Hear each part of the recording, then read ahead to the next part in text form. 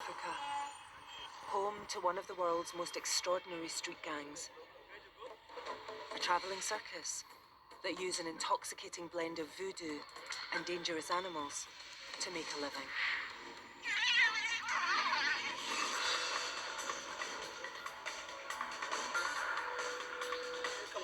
Not everyone can do this. It's magic.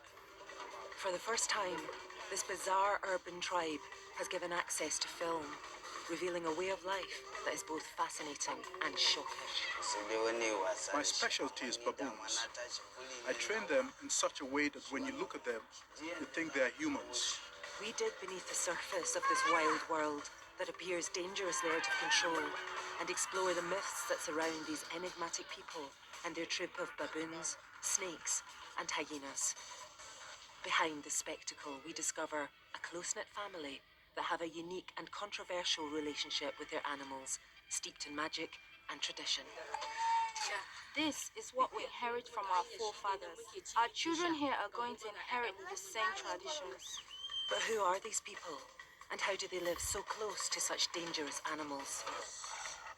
Even when the animals hold us or bite us, it doesn't hurt. Why are these shocking rituals allowed to continue? And what do they tell us about human-animal relations in 21st century Africa? Welcome to the world of the hyena men.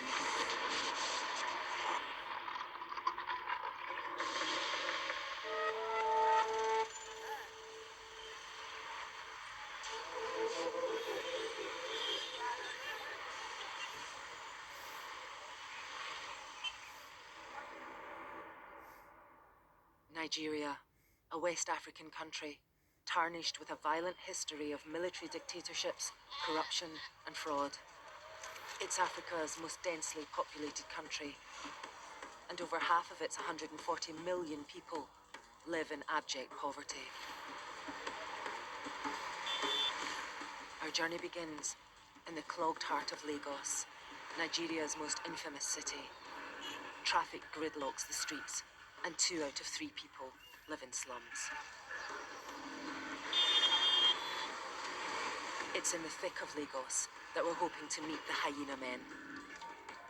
Last thing we heard from our local contacts is that they are living at the back of this market. But we've been warned, they're constantly on the move and notoriously difficult to find. I can say you are welcome because you come here in order to visit us. We arrive to find the gang have made a temporary home in the squalor of this rubbish dump.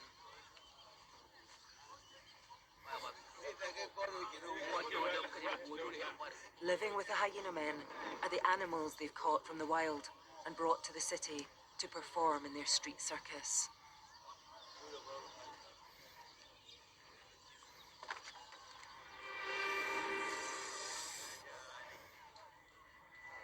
Along with hyenas tied to the ground with heavy chains, gang members charm sackfuls of venomous and constricting snakes.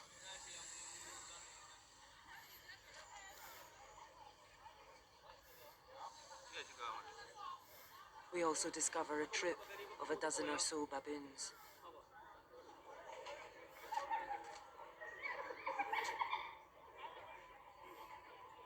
Conditions are bad for the animals, but they're equally bad for the people that live here. Virtually no one has access to drinking water, electricity, and waste disposal. It's why some people have called this place the land of no tomorrow.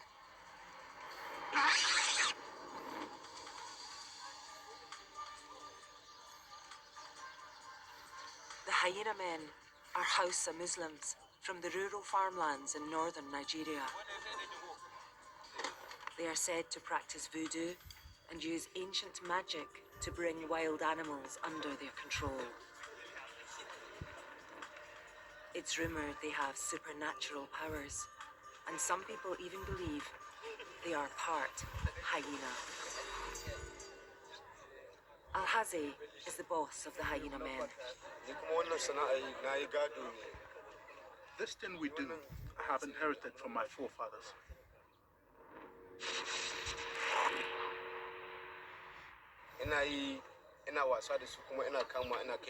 I catch these animals and play with them, entertain with them.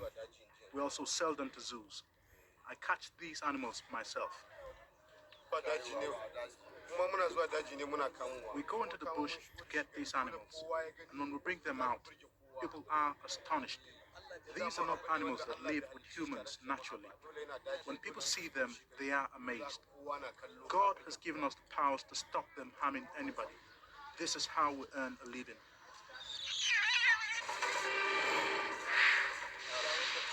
We learn the hyena men are preparing to take their show out onto the streets of a zone in Lagos called Mile 12, and have been told by Barau, the senior hyena handler, to be wary of the area boys, notorious Lagos street gangs who protect their turf, acting as vigilantes and using violence to extort money.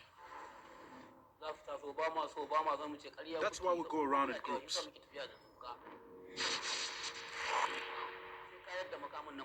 If they harass us, we are ready for them. Even if they bring knives, we chase them with our animals until they drop their knives. Some African newspapers have made allegations that these men are bank robbers, debt collectors, and drug dealers. But in truth, no one really knows.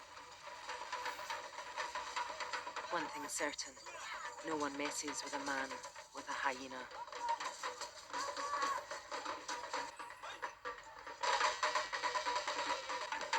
The savagery of the performance makes uncomfortable viewing. Although this form of entertainment is fully legal in Nigeria, the apparent brutality of this unique street act challenges Western taboos.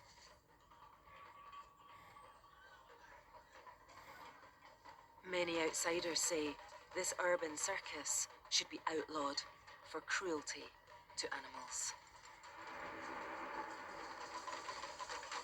Head baboon keeper Abdullahi has trained his performers to act out behaviours that run against every natural instinct. He's even taught baboons to handle their most feared enemy in the wild, venomous snakes.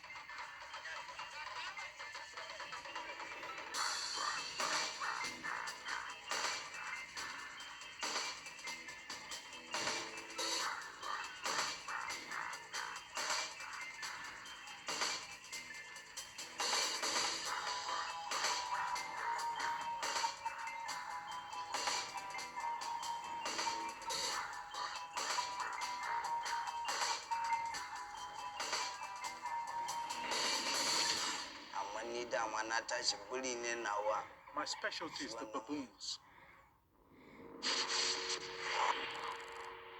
I train them in such a way that when you look at them, you think they are human.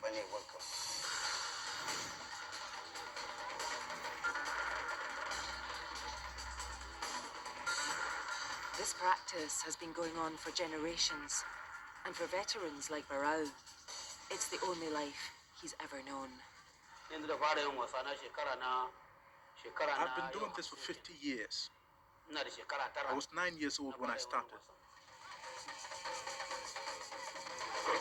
We use plants that we drink to give us power.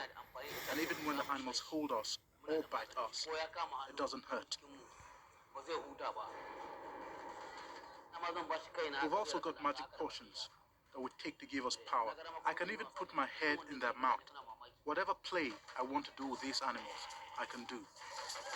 Many locals are spellbound by the performance, believing the hyena men possess supernatural powers.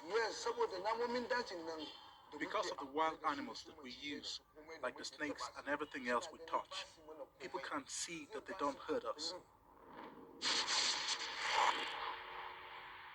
It gives them the belief that truthfully we are traditional medicine practitioners, and if anyone comes to us with a problem, we give them medicine. By the grace of God, the medicine will work for them just as they want. People on the street pay the hyena men generously for traditional medicines, amulets, and homemade voodoo charms.